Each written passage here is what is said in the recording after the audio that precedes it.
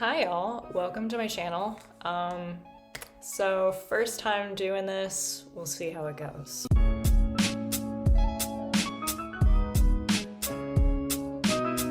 For those of you who don't know me, some of you may actually know me, and some of you may have just started following me at my Instagram account at Gibby Kane, and that's where most of my latest and greatest shit happens. But I talked about starting a vlog, and here we are.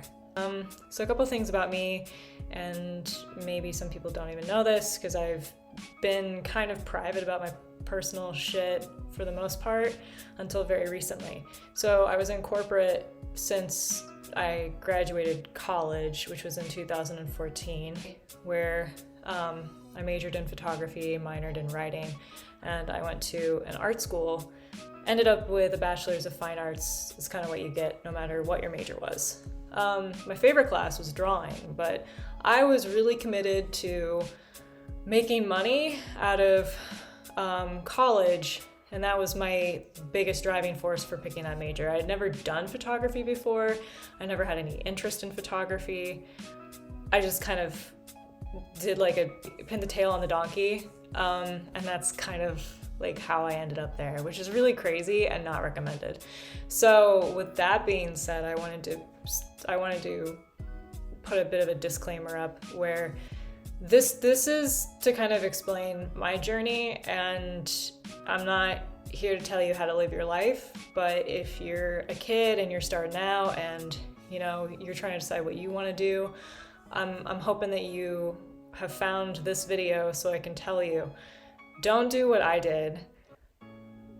Like follow what your passions are, follow your instincts. My idea of like always making money and being really driven towards success in an American capitalist society was ill-advised, to be perfectly honest, and also pretty entitled to think that that was like the move.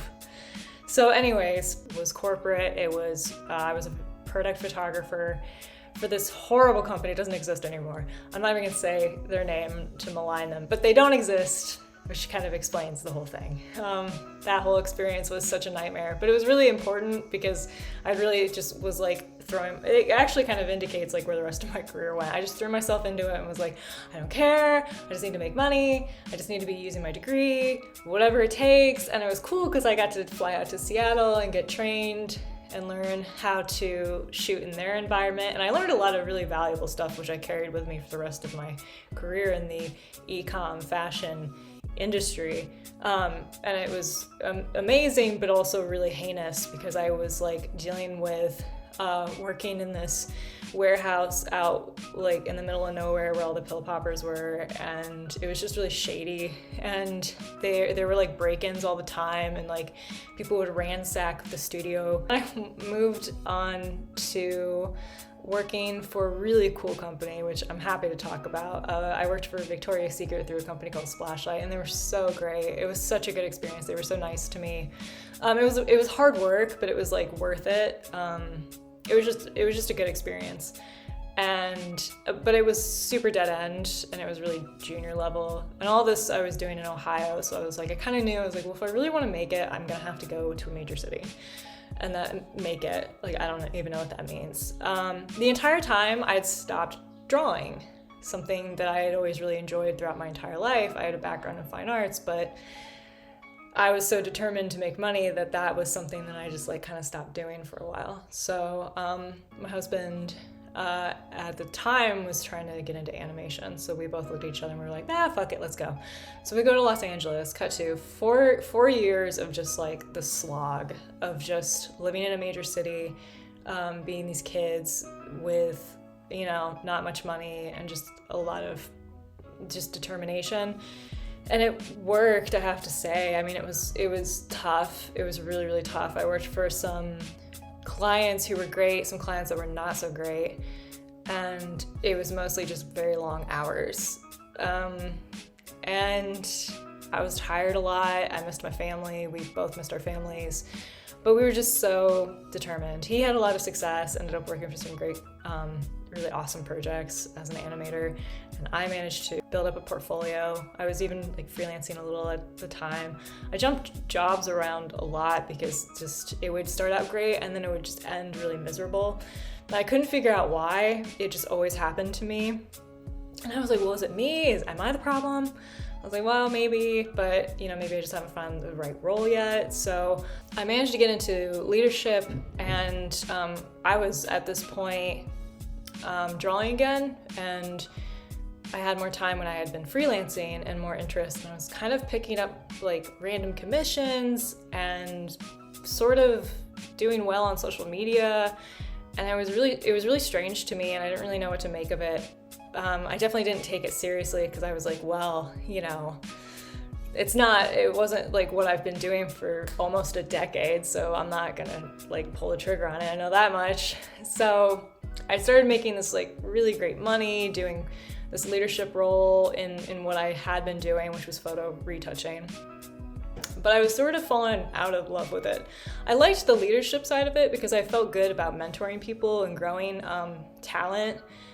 And I really liked the mentoring side of it. Those soft skills just felt right for me. Over time, I just had been working so hard for so long, and I'd started to see a bit of a shift in kind of myself and what I wanted out of my life and the legacy I wanted to leave. And I just sort of lost a bit of interest in photo editing. There's nothing wrong with retouching per se, like face value. There's nothing wrong with like taking pins out of garments and like helping like the product look like what it's actually supposed to look like, as opposed to something about like it's like the wrong color or it got to a point where I've been working on making people look their best for so long that I just was like really numb to it. And the company I was working for was really like into body positivity and all that. They're always into body positivity. Like every company says they are. Some are not. Some really are. I was really fortunate to be at that company who kind of practiced what they preached, but it still just felt like I wasn't doing like enough to feel like good about my contributions at the end of the day. And I was starting to just feel really low about myself and starting to kind of deal with depression. And I'd always been battling it, but it was just getting really out of control. I moved back to Ohio with my husband because we were able to work remotely, and that was great. It was pretty nice, and there just came this, I just had a come to Jesus moment when I was doing this volunteer work, mentoring these little kids and kind of teaching them how to like control their emotions and all that shit, which was, this amazing program. And it really opened up my eyes. I was like, oh, I like mentoring and I like leadership with those soft skills because I think I should be instructing, and I think that I need to find a way to combine my fine arts aptitude and education and figure out a way to make that live together. So, long story short, too late. I had been full in on fine arts and just couldn't really see myself stopping. And I was getting to this place in my mind where I was like, I just couldn't think about the work. I had to like separate it from myself. I had to like break myself away from it so that I could like mentally sustain. Because I was just having these like horrific breakdowns, almost like at a point there, it was like almost every day where I just was like crying and I was just upset, and I'm a very even keel person emotionally, so that's really weird. And it was just a huge red flag, and I was like smoking a lot of cigarettes, and I was like not good. So yeah, that sucked. And I was like, yeah, I think I need to do this. My husband was like, I think you need to do this too, because he was really scared. And I was like, yeah, I'm gonna just pull the trigger. So, when I broke away, there were some people who didn't handle it very well, and that was, to me, the trash taking itself out. Not everybody's gonna understand those decisions. You know, obviously I went from making like a corporate salary to not much, but I am okay with it because I have like mental health back. I have my dignity back in some ways too, and I feel like I'm finally contributing something positive to the world. And to me, like, I'm not worried about it because I feel like it's gonna come back to me in more ways than it would have otherwise, if that makes sense. It's been really fucking awesome, I have to be honest. Since then, I've made commission money. I've got shows and conventions that I'm gonna be in. I started at a local art gallery, you know, helping the sales side of things. So it's more customer service based, but I'm in an art gallery, so to me that's a win.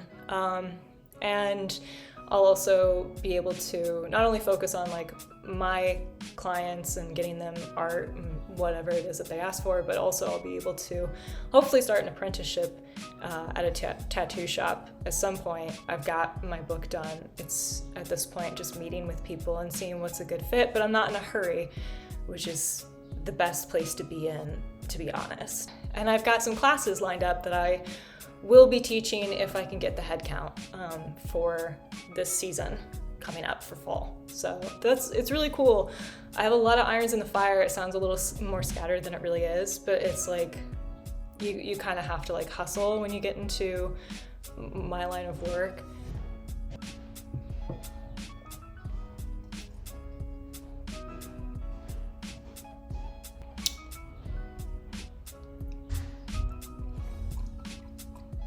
So that's my background, that's where I'm at currently. I wanted to share all that because if you are maybe a student who's making some decisions and you're looking at a career in art, or if you were like me and you're in a stable salary role, corporate or not, and you're looking to pull the trigger finally, I think the most important things that you need, I know there's a lot of these kinds of videos, but I found them very soothing and helpful when I was like really struggling and at my lowest.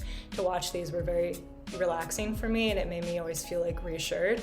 So I just wanted to contribute to that whole environment. So here's one more for you. Here's a list of some stuff that you might want to think about. So I would recommend having a really good stable living situation. So if you have roommates, but you've been with them for a few years, or you've just renewed a lease, just make sure that that's not changing anytime soon. The worst thing that can happen is when you make this like crazy sudden change to your livelihood and your income, and then having those changes also compile from elsewhere. You just want to make sure that things are very like stable and you can have some faith in that as much as you can in life. And have some money saved up. I'd say have at least especially if you're moving to like a larger city to do anything, have at least 3 months worth of bills and savings just tucked away. You're gonna need that. You're probably gonna tap into it. If you don't, that's awesome, but it's nice to have just in case. If you have another side hustle that does provide income, lean into it.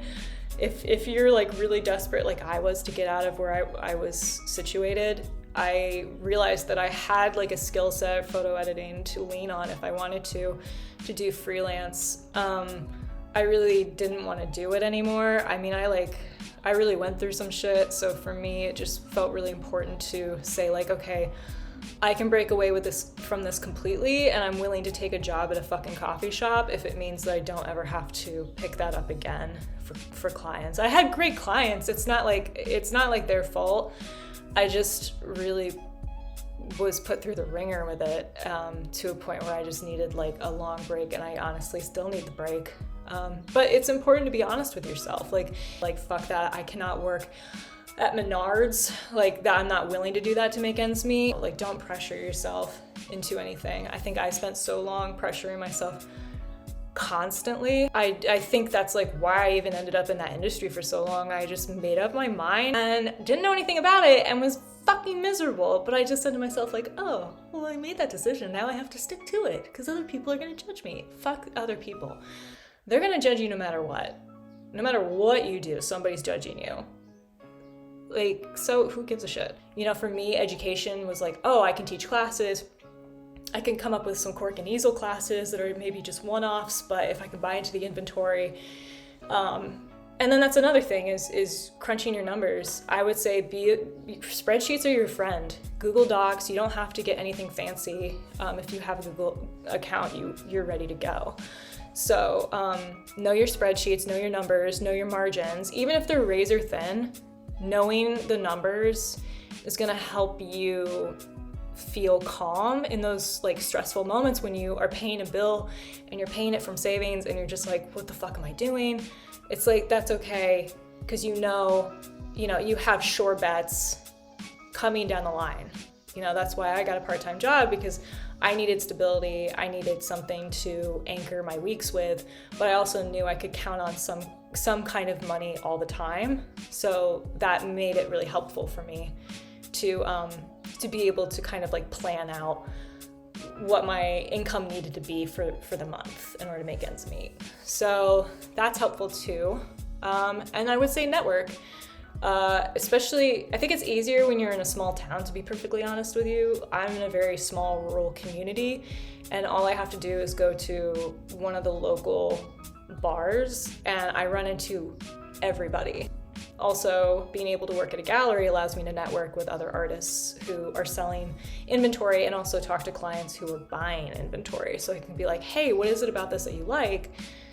And then apply it to maybe some of the work that I do. So if I want to sell it later, I'm positioning myself better. You know, I think if you want to be true to your vision, like you're a real David Lynch, then maybe that's not as much for you. But I would say like nobody arts alone. Like even if it's digital networking as well, like you need to leverage that following that you have on social media and just keep building. Start putting away money for your marketing budget. That's something I learned with e-com. I know everybody says it, but trust your instincts and trust the process. And if you're like crying every day and you're upset every week and you just can't relax because you're just so fucking stressed and you're just like, I can't do this anymore. You're having nightmares. Like I know people who like are in a similar situation than I was that talk to me and they're like, I have nightmares and I just can't sleep. I'm eating all the time. For me, I stopped eating. I don't eat when I'm stressed. You know, it was nice to lose the weight, but you're going to further compile that stress. And honey, you got a storm coming. You're gonna be in trouble. Yeah, so just pay attention to the signs. And if you don't have enough right now to make it happen, and you're not willing to leave it, but you know you need to start putting the plan together. I was really good at talking myself off the ledge all the time. I was so good at that. That was like my number one skill, was talking myself out of anything. I was really good at defending abuse. I was like, well, you know, they're doing this because they care about the business. Well, it's important that I like pay attention to these things. Well, you know, I'll just try to do better in the future. Okay, well, it's a learning moment. It's a learning opportunity. Like, no, fuck that. Yeah. I guess that's all I got. I think the next video, I want to walk you through my old sketchbooks from college and sketchbooks from now. I'll also walk you through my tattoo apprenticeship portfolio soon. It's done, but there's a page that mocks me and I really want to replace it. So I'm going to work on that probably this week. So yeah, thanks for tuning in. Really appreciate it. Subscribe. Feels weird to say that. I like only ever do live videos and shit on Instagram, so this feels like very weird. But follow me on Instagram. That's where you get the most up-to-date info from me. I also have an Etsy, which I'll drop all the links below. And yeah, good luck out there and keep your stick on the ice.